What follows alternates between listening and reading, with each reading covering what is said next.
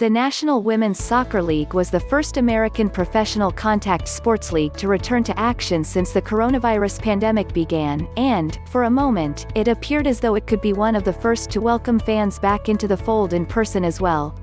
Lynn Williams of NC Courage and Lindsey Horan of the Portland Thorns rise up for a header.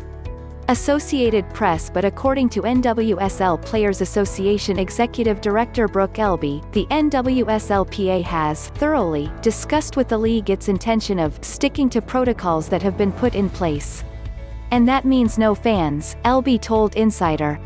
The world's premier women's soccer league has been playing in a bubble in Utah since the last weekend in June and has not welcomed fans to any of its NWSL Challenge Cup contests at Zions Bank Stadium thus far. Through 10 games and over a week in isolation, not a single player, coach, or staff member has tested positive for the novel coronavirus. Still, Real Salt Lake, the club overseeing the MLS team of the same name plus USL's Real Monarchs and the NWSL's Utah Royals, who are hosting the Challenge Cup, has been publicly toying with the idea of inviting fans to participate in the final rounds of the tournament in person. The majority of the NWSL Challenge Cup will be played at Zions Bank Stadium in Herriman, Utah. Chris Nicoll-USA Today Sports. When the league first announced its plans for the Challenge Cup back in June, Real Salt Lake owner Dell Loy Hansen told the Salt Lake Tribune's Alex Vejar that he would like to add that energy and invite fans into the stadium because we think that's the second part that's really important. He added that the prospect of fan inclusion had not yet been broached with NWSL players because they've got enough fears to get over. Once players arrived in Utah, it appeared as though the idea of welcoming fans to witness games in person had been laid to rest. The NWSLPA leadership was certainly under that impression.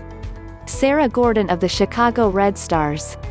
Jeffrey Swinger, USA Today Sports. I'm going to say there was never the 100% definite no, Elby said regarding the state of plans to have fans present at the tournament upon players' arrival in Utah. But it was always pretty known that it was going to be a no, if that makes sense.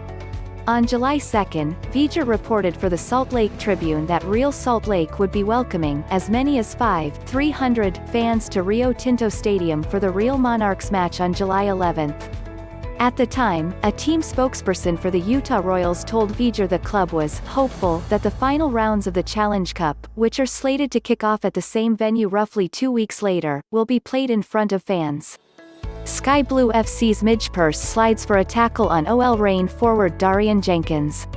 Elby insisted that in-person fan participation at the Real Monarchs game is totally separate from the NWSL's plans.